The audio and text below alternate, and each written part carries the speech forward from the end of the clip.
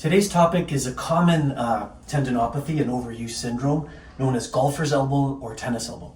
When we refer to the golfer's elbow, it's usually the medial side, it's through here, whereas the tennis elbow would be the opposite side, the lateral side. When looking at any of these tendinopathies, repetitive strain injuries, these types of conditions, you need to focus in on the area of discomfort, but you're always looking above and below the kinetic chain as well. So, for example, if we were working on a golfer's elbow, we'd look at the medial structures. We'd probably look at the flexi carpi ulnaris, pronator teres.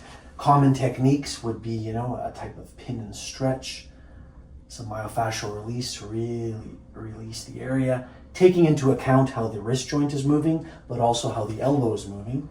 So we would come in here. This one might be a little tender. Doing okay? Not too bad, actually. Good. Now, if we were to go to the other side, that would be the golfer's elbow. Here we're looking at more the extensor group. Once again, wrist, elbow. You'd have the anconeus here, for example, kind of moving this way. We could follow that extensor tendon back down, and then just working our way through the extensor group all the way up. Doing okay? Oh, yeah. We also have to look at stabilizers of the elbow. We could look into the biceps and the brachialis here. We would look at triceps on the opposite side as well. We could follow through here. Focusing just on the elbow is a mistake at times too, because as much as we want to look here, we have to take into account the shoulder, scapula. There's also strong evidence to support the thoracic spine and even cervical spine. If things aren't moving quite well there, they're going to cascade down into the basic movement and movement patterns of the muscles of the arm. So definitely something that we address.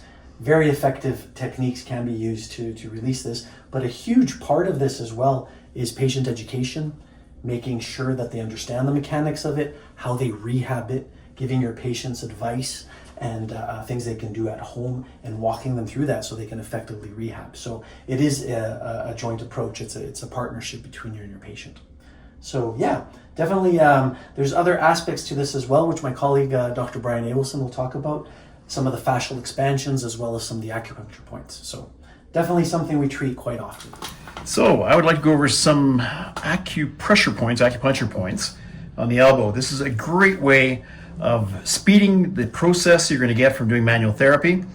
And depending on the particular case too, if the person has a lot of pro-inflammatory reactions in the body, you're going to have to consider a few other things too.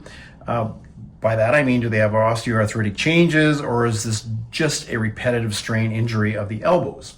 So let's first look at a few acupuncture points here, such as large intestine 11. If we locate it on the outer end of the elbow crease, so here's the elbow crease, and it's midway between the lateral epicondyle, so right here, and the humerus. So we're going to go right about there. Okay, how you doing there, Mickey? Oh, that's nice. Nice or kind of painful? Not too bad. Painful, but it's going to feel nice. Yeah, it's going to feel nice. So, anytime we're doing acupressure and you are working on a person, they have a musculoskeletal condition, one of the things I would like you to always consider is this a person with a good respiratory rate?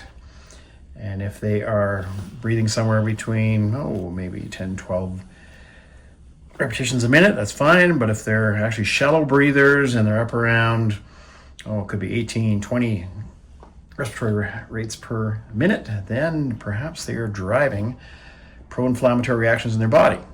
So at the same time you're doing these points, clockwise, counterclockwise, rolling the area in there, so you're going to be feeling that a bit more. Oh, yeah. I want you to get the patient to actually take deep breaths, probably at a rate about 5 or 6 per minute, slowing it right down, breathing through their nose, putting their tongue on the roof of their mouth. Why don't you do that, Mickey? Just good. Breathe out there. Okay, and we can move just up from this point right here. And we can go on another little point there. This is just what they call one tune. So this is where large intestine 11 is, large intestine 12 is just up from that. And that particular place is located 1 finger width or 1 tune above large intestine 11 in the depression just anterior to the lateral epicondyle in the humerus. And of course, this would be located or situated along the brachioradialis muscle. Feeling that one there, but not as much as the other one, are you? Not as much as the other one. I don't feel the thickening there. So when you get on these points, it's just not a matter of doing them. It's you get in there, you feel the area, and if there is a problem there, then we would work it out. But otherwise, it doesn't make a lot of sense to spend too much time there. Okay. Now this is kind of interesting that we can work our way around here, both sides, back behind the elbow here. Right in behind here, you won't see where I'm going here too well. And this would be triple heater 10, located on the posterior aspect of the upper arm, in the depression about 1 finger width or 1 chun, the width of the thumb, above the olecranon, when the elbow is flexed. So we're about there, I'd say. Okay, you feeling that right there? Oh yeah, as soon as I start getting in there, you can feel that quite a bit. So this is a great one if you're dealing with medial epicondylitis. You okay? Oh, yeah. Okay, good. Now, start breathing slowly. Let it out.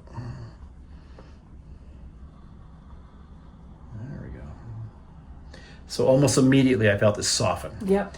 Okay, so explain what that feels like. When I first had my hand, there's a lot of tension in there. Yeah.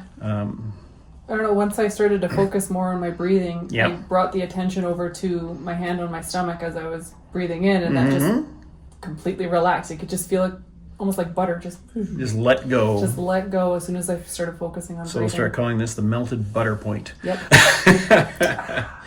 But if we basically integrate this in with the osseous manipulation, get in and do the myofascial work, this will really speed that process along. And if you only have so much time when you're actually treating someone, tap into their respiratory rate. This is a great way of actually accessing the parasympathetic nervous system. Anytime a person is breathing really shallow and fast, they are definitely driving pro-inflammatory pathways. Good. So something we always have to mention is the exercises, because this is a critical component. Now, we mentioned breathing, and if the person is actually a shallow breather, no matter what their condition is, we're going to get them to do about 10 minutes twice a day of deep breathing. And Mickey, I'll get you to explain that. At the same time, I want you to talk about a few things that are critical in terms of exercises, in terms of mobility, strength, this sort of thing. Yeah, well, even as someone who has had tennis elbow in the past. I know you have. Yeah, so this is speaking from experience. Right.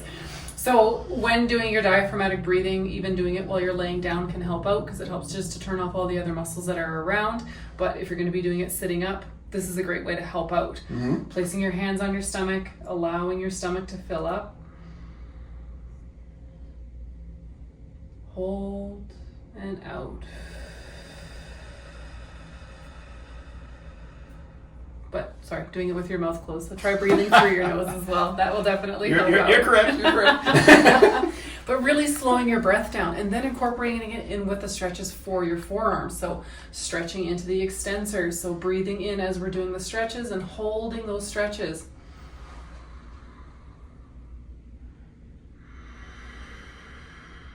And then getting into our flexors. So we want to make sure that we stretch out the flexors, the extensors, the biceps, the triceps. Again, it is not isolation. It is not the joint only itself. You want to go above and below the joint as well. And then doing eccentric contractions. And actually, I think we even have a video on this too. So We do, yes, and I'll put links in there too with the exercises that I think are appropriate for this particular. yeah, you know, so there might be even some condition. a little bit more in depth in there and ways to help do it. But don't forget to do that breathing alongside those stretches as well. Make sure you're slowing your breathing down. Make sure you're really holding those stretches too.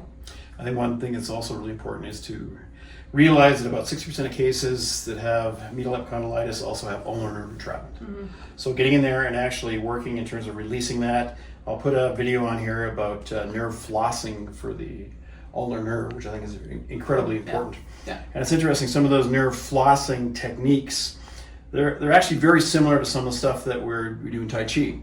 And some of these techniques, you may find that it just is going out, but taking the hands out and just doing some of the circular stuff that we do in Tai Chi actually mobilizes all the nerves, the radial, medial, and the ulnar nerve.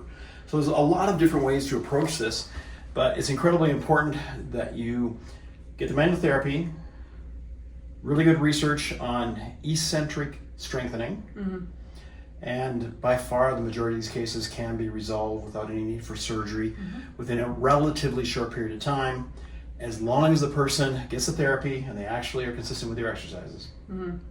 Powerful work.